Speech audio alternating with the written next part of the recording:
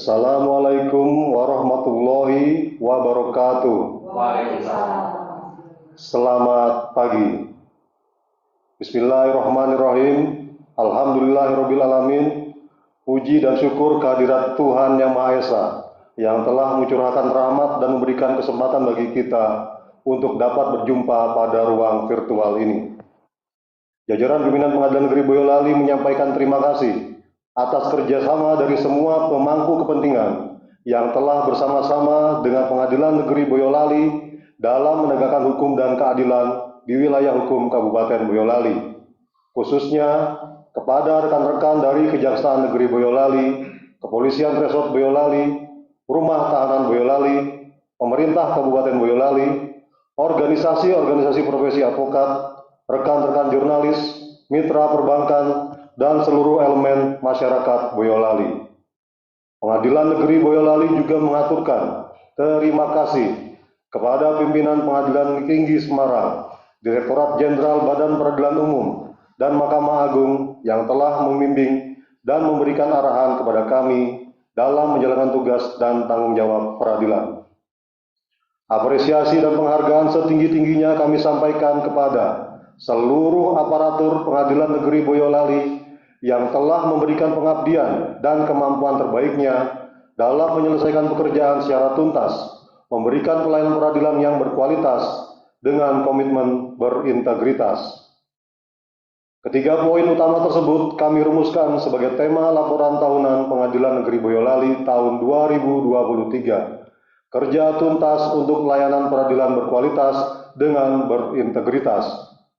Dengan berakhirnya kalender peradilan tahun 2023, Pengadilan Negeri Boyolali telah menyusun laporan tahunan yang menggambarkan data dan informasi terkait kinerja Pengadilan Negeri Boyolali tahun 2023. Berdasarkan data dan informasi tersebut, Pengadilan Negeri Boyolali juga telah menyusun rencana kerja dengan berpedoman pada kebijakan Mahkamah Agung dan Direktorat Badan Peradilan Umum serta arah kebijakan Pengadilan Negeri Boyolali. Laporan tersebut secara ringkas kami sampaikan sebagai berikut. Jumlah keseluruhan perkara yang ditangani oleh Pengadilan Negeri Boyolali tahun 2023 di luar perkara pidana pelanggaran lalu lintas mencapai 664 perkara, terdiri dari sisa perkara tahun 2022 sebanyak 33 perkara dan perkara masuk sebanyak 631 perkara. Dari jumlah perkara yang ditangani tersebut telah diputus 545 perkara, dicabut 19 perkara, menyisakan sejumlah 67 perkara. Sebanyak 7.935 perkara pidana pelanggaran lalu lintas telah diterima, diperiksa, dan diputus oleh Pengadilan Negeri Boyolali tahun 2023. Berdasarkan jenis perkara, jumlah perkara yang ditangani Pengadilan Negeri Boyolali adalah sebagai berikut. Perkara pidana dengan acara pemeriksaan biasa 220 perkara, pidana cepat 33 perkara, pidana anak 6 perkara, perdata gugatan 79 perkara, perdata permohonan 313 perkara, perdata gugatan sederhana 12 perkara, dan perkara permohonan restitusi sebanyak 1 perkara. Dari jumlah putusan sebagaimana tersebut di atas, terdapat upaya hukum banding terhadap 33 putusan pidana biasa, 1 putusan pidana anak, dan 6 putusan perkara perdata gugatan. Artinya, rasio akseptabilitas terhadap putusan untuk perkara pidana biasa mencapai 85%, pidana anak 83,33%, dan akseptabilitas putusan perdata gugatan mencapai 92,4%. Khusus terhadap putusan gugatan sederhana tidak terdapat upaya hukum keberatan. Demikian pula terhadap putusan perstek tidak terdapat upaya hukum verzet. Artinya, 100% putusan dalam perkara gugatan sederhana dan perkara gugatan yang diputus dengan perstek dapat diterima dengan baik oleh para pihak berperkara. Dalam tugas pengadilan untuk pelaksanaan eksekusi terhadap putusan perdata maupun eksekusi hak tanggungan, Pengadilan Negeri Boyolali telah melaksanakan eksekusi sebagai berikut. 2 dari 3 permohonan eksekusi terhadap putusan yang telah berkekuatan hukum tetap telah dilaksanakan, dan 3 dari 12 permohonan eksekusi hak tanggungan telah selesai dilaksanakan. terhadap permohonan eksekusi yang belum selesai dilaksanakan tersebut akan ditindaklanjuti pada tahun 2024 ini, khususnya untuk pelaksanaan eksekusi hak tanggungan. Sedangkan terhadap eksekusi yang berpotensi rawan gangguan keamanan dan ketertiban, Pengadilan Negeri Boyolali akan mempertimbangkan situasi dan kondisi pada masa pemilihan umum dan berkoordinasi dengan pihak Polres Boyolali. Dalam penyelesaian sengketa perdata melalui prosedur mediasi di pengadilan, para hakim mediator pada Pengadilan Negeri Boyolali berhasil memfasilitasi proses mediasi sehingga terdapat 5 perkara perdata gugatan yang dapat selesai melalui kesepakatan perdamaian. Terkait dengan program Access to Justice atau membuka akses untuk keadilan kepada masyarakat kurang mampu secara ekonomi, Pengadilan Negeri Boyolali telah menjalankan program sebagai berikut. Dalam kerjasama dengan Pos Bakumadin telah dilaksanakan pemberian layanan bantuan hukum berupa layanan informasi, konsultasi, dan advis hukum sebanyak 69 layanan bantuan pembuatan dokumen hukum sebanyak 3 dokumen. Pengadilan Negeri Boyolali telah menjalankan layanan sidang keliling untuk perkara permohonan di Desa Jelok, Kecamatan Cepogo, Boyolali. Pengadilan Negeri Boyolali juga telah memberikan layanan pembebasan biaya perkara atau PREDEO terhadap 2 perkara perdata permohonan untuk masyarakat kurang mampu. Sekalipun tanpa adanya dukungan anggaran khusus, layanan sidang keliling dan pembebasan biaya perkara tetap dapat kami laksanakan, karena kami percaya di mana ada niat pasti ada jalan, untuk tetap memberikan pelayanan terbaik bagi para pencari keadilan dan pengguna layanan pengadilan. Untuk tahun 2024, Pengadilan Negeri Boyolali menjadwalkan 6 kegiatan sidang keliling dan memberikan layanan pembebasan biaya perkara untuk 2 perkara perdata sesuai dengan anggaran yang telah disediakan oleh Mahkamah Agung. Di luar itu, Pengadilan Negeri Boyolali akan tetap mengupayakan kegiatan sidang keliling di luar jadwal tersebut dengan bekerja sama dengan pemerintah setempat agar tetap dapat memberikan layanan bantuan hukum seluas-luasnya. Dalam kaitannya dengan penerapan prinsip keadilan restoratif, Pengadilan Negeri Boyolali telah menyelesaikan 1 perkara pidana anak melalui proses diversi.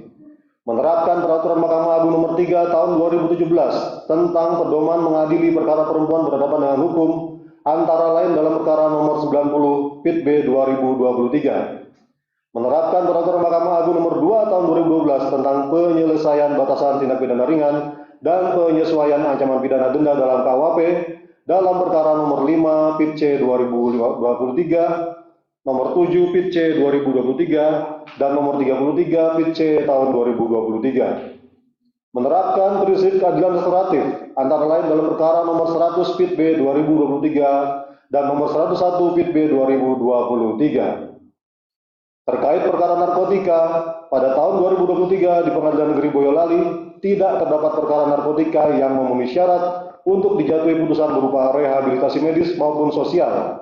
Untuk itu, pada tahun 2024, Pengadilan Negeri Boyolali akan meningkatkan koordinasi dengan pihak Kejaksaan Negeri Boyolali dan Polres Boyolali tentang implementasi peraturan bersama Ketua Mahkamah Agung, Menkumham, Menteri Kesehatan, Menteri Sosial, Jaksa Agung, Kepala Polri, dan Kepala Badan Narkotika Nasional nomor 01 PBMA 3 Romawi 2014 dan seterusnya tentang penanganan pecandu narkotika dan korban penyalahgunaan narkotika ke dalam lembaga rehabilitasi. Dalam kesempatan ini, Pengadilan Negeri Boyolali kembali memberikan perhatian khusus terhadap perkara-perkara pidana perlindungan anak yang secara kuantitas maupun kualitas kejahatannya cukup tinggi dan serius. Sepanjang tahun 2023, Pengadilan Negeri Boyolali mengadili 22 perkara pidana perlindungan anak yang terdiri dari 20 perkara kejahatan seksual terhadap anak dan 2 perkara aborsi ilegal. Di samping itu, terdapat pula 1 perkara pidana lain yang terkait dengan aborsi ilegal, serta 10 perkara perdata permohonan dispensasi perkawinan yang disidangkan di Pengadilan Negeri Boyolali. Pengadilan Negeri Boyolali memandang anak sebagai masa depan bangsa, prototipe masyarakat di masa depan, sekaligus juga harapan bagi keluarganya masing-masing, serta yang paling utama, pada diri anak melekat harkat dan martabat sebagai manusia seutuhnya, Karena itu, anak-anak harus mendapatkan perlindungan yang baik dari keluarga, masyarakat, maupun pemerintah. Pengadilan Negeri Boyolali telah mengupayakan upaya peningkatan awareness akan hal tersebut, di antaranya dengan melakukan penyuluhan hukum di Desa Urut Sewu, Kecamatan Ampel, Boyolali, dan juga membuat press release terkait penanganan perkara-perkara perlindungan anak di Pengadilan Negeri Boyolali.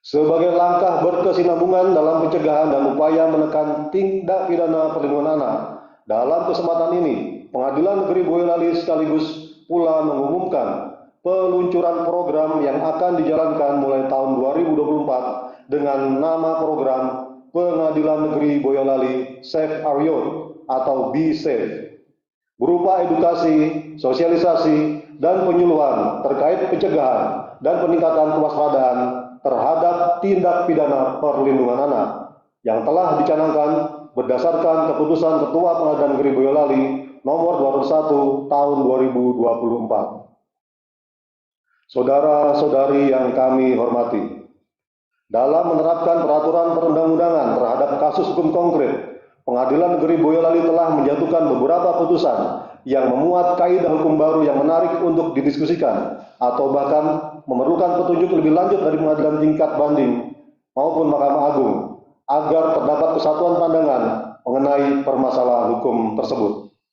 Pertama, putusan nomor anonim Pitsus Ana 2023 PNBYL tanggal 15 Desember 2023. Putusan tersebut memuat kaidah hukum bahwa mengikuti perkembangan secara internasional tentang pengertian perkosaan yang secara konvensional dimaknai sebagai masuknya alat kelamin pria ke dalam alat kelamin wanita, diperbarui menjadi penetrasi, bagaimanapun ringannya, ke bagian vagina atau anus dengan bagian tubuh atau benda apapun, maupun penetrasi oral kepada organ seks orang lain termasuk dalam pengertian perkosaan. Dengan pertimbangan bahwa bagaimanapun tipisnya bentuk penetrasi ke alat kelamin korban menimbulkan dampak psikologis maupun biologis yang sama dengan dimasukkannya alat kelamin pelaku ke alat kelamin korban. Karena bagaimanapun hal itu telah menciderai kehormatan korban dan berdampak pada kesehatan mental dan psikologis korban, serta dapat pula menimbulkan dampak berupa penyakit seksual menular sebagaimana dalam perbuatan memasukkan alat kelamin. Kedua, putusan nomor 122 Pitsus 2023 PNBL tanggal 29 November 2023. Putusan tersebut memuat kaidah hukum bahwa terdakwa yang didakwa melakukan tindak pidana dengan dakwaan primer pasal 114 ayat 1 Undang-Undang Narkotika atau dakwaan subsidiar pasal 112 ayat 1 Undang-Undang Narkotika dalam persidangan terbukti perbuatan pidananya belum selesai, bukan karena kehendak pelaku, namun telah ada niat dan permulaan pelaksanaan yang disebut sebagai percobaan tindak pidana, maka terdakwa dijatuhi pidana berdasarkan pasal 132 ayat 1 junto pasal 112 ayat 1 Undang-Undang Narkotika terkait percobaan tindak pidana narkotika dengan pertimbangan antara lain. Pertama, tindak pidana narkotika merupakan extraordinary crime yang muncul dengan berbagai bentuk dan variasinya, sehingga dalam mengadili perkara yang menyangkut tindak pidana narkotika, khususnya terkait dengan peredaran gelap narkotika, tidak dapat disikapi secara kaku dan hanya bersifat formalistik. Tindak pidana pasal 112 ayat 1 junto pasal 132 ayat 1 Undang-Undang Narkotika merupakan tindak pidana yang sejenis atau yang termasuk dalam satu rumpun, serta ancaman pidananya tidak lebih tinggi dibandingkan dengan tindak pidana pasal 112 ayat 1 Undang-Undang Narkotika, sehingga syarat tersebut sesuai dengan praktik peradilan serta berbagai jurisprudensi Mahkamah Agung, diantaranya putusan Mahkamah Agung nomor 818K Pit 1984. Kedua, majelis hakim perlu untuk menempatkan perbuatan yang telah dilakukan oleh terdakwa pada posisi yang sesuai dengan fakta dan hukumnya, sesuai dengan kadar atau tingkat kesalahannya, dan sesuai pula dengan kualifikasi tindak pidananya.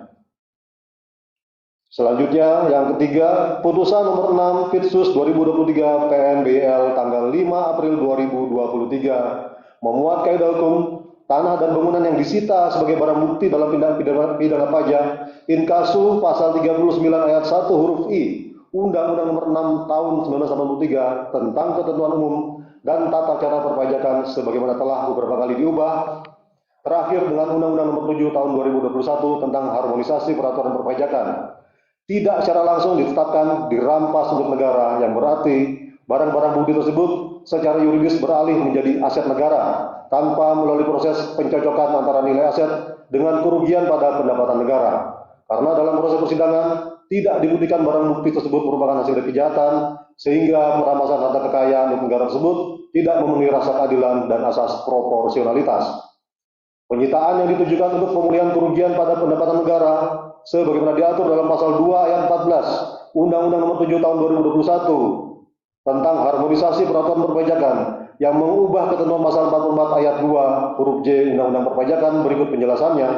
Karenanya, barang bukti tersebut haruslah dinyatakan untuk dilelang sebagai pemenuhan pidana denda dalam hal terdakwa tidak membayar pidana denda yang diputuskan oleh hakim dalam waktu yang telah ditentukan. Dalam menjalankan fungsi kekuasaan kehakiman untuk menegakkan hukum dan keadilan, Pengadilan Negeri Boyolali selalu berkomitmen untuk mengemban amanah tersebut dengan mengedepankan pembinaan, pengawasan, dan peningkatan integritas aparatur Pengadilan Negeri Boyolali. Karena hanya dengan integritas yang tinggi, pekerjaan dalam menegakkan hukum dan keadilan dapat dituntaskan. Dengan integritas yang kuat, maka layanan peradilan berkualitas dapat ditunaikan. Di tengah meningkatnya volume perkara, Pengadilan Negeri Boyolali terus berupaya untuk menerima, memeriksa, memutus, dan menyelesaikan perkara dengan sebaik-baiknya. Sekalipun dalam keterbatasan jumlah personil yang berjumlah 41 orang, yang diantaranya terdiri dari 6 orang hakim, termasuk ketua dan wakil ketua pengadilan, 3 panitera muda, dan 8 panitera pengganti. Untuk mengoptimalkan sumber daya manusia yang ada, Pengadilan Negeri Boyolali telah melakukan pembinaan sebagai berikut. 1. Bimbingan teknis litigasi dan SIPP tanggal 4 April 2023. 2. Cafe Morning tanggal 9 Mei 2023 dengan pembahasan kebijakan bidang pembinaan dan pengawasan, pembangunan zona integritas, tugas hakim pengawas bidang, dan implementasi keputusan Ketua MA nomor 359 tahun 2022 tentang template dan pedoman penulisan putusan atau penetapan pengadilan tingkat pertama dan tingkat banding pada 4 lingkungan peradilan di bawah Mahkamah Agung. 3. Cafe Morning tanggal 15 November 2023 tentang pembahasan mengenai alat bukti elektronik dan keadilan restoratif. Di samping pembinaan internal tersebut, Pengadilan Negeri Boyolali juga telah mengikuti pembinaan dari pimpinan Pengadilan Tinggi Semarang maupun pimpinan Mahkamah Agung, baik secara daring maupun secara langsung. Di bidang pengawasan, selain terus mensosialisasikan dan mengimplementasikan paket kebijakan Mahkamah Agung dalam bidang pengawasan, Pengadilan Negeri Boyolali juga memperkuat fungsi pengawasan bidang dengan menerbitkan keputusan Ketua Pengadilan Negeri Boyolali nomor 173 tahun 2024 tentang pedoman pelaksanaan pengawasan bidang yang memuat pedoman standar operasional prosedur dan rencana setelah jadwal pengawasan. Selain itu, pedoman tersebut juga mengatur tentang pengawasan antar bidang sebagaimana diamanatkan dalam keputusan Direktur Jenderal Badan Peradilan Umum nomor 1818 tahun 2023 tentang pemberlakuan program sertifikasi mutu peradilan unggul dan tangguh atau AMPUH di lingkungan peradilan umum. Penguatan fungsi pengawasan bidang tersebut juga dilengkapi dengan tools berupa aplikasi yang memudahkan dan membakukan sistem pelaporan, pengawasan, dan evaluasi yang telah diberlakukan pada tahun sebelumnya dan ditekankan kembali dengan diberlakukannya keputusan nomor 172 tahun 2024 tentang implementasi sistem informasi pelaporan, pengawasan, dan evaluasi internal SIPengen pada Pengadilan Negeri Boyolali. Saudara-saudari yang kami hormati, pada tahun 2023, Pengadilan Negeri Boyolali melaksanakan pengelolaan keuangan sebagai berikut. Anggaran DIPA 01, Program Dukungan Manajemen dan Pelaksanaan Tugas Teknis lainnya Mahkamah Agung, pagu anggaran Rp5.598.746.000. Realisasi anggaran Rp5.418.274.842. 2. Anggaran DIPA 03, Program Peningkatan Manajemen Peradilan Umum, pagu anggaran Rp94.300.000, realisasi anggaran Rp94.166.000. 3. Pendapatan negara bukan pajak atau PNBP. A. DIPA 01, pendapatan sewa tanah, gedung dan bangunan Rp4.938.000. B. DIPA 03, pendapatan uang meja atau leges dan upah pada panitera badan peradilan Rp2.200.000, pendapatan ongkos perkara Rp12.530.000, pendapatan kejaksaan dan peradilan lainnya Rp24.451.000, pendapatan pengesahan surat di bawah tangan Rp30.000. Dalam tata kelola keuangan, Pengadilan Negeri Boyolali meraih beberapa penghargaan sebagai berikut. 1. Penghargaan Satuan Kerja Terbaik kategori transaksi kartu kredit pemerintah domestik terbesar Januari-November 2023, tanggal 13 Desember 2023 dari Kantor Pelayanan Perbendaharaan Negara tipe A1 Klaten. 2. Penghargaan peringkat terbaik dalam capaian nilai IKPA DIPA 03 untuk kategori kelas 1B dan kelas 2 di wilayah Pengadilan Tinggi Semarang sampai dengan April 2023 dari Pengadilan Tinggi Semarang.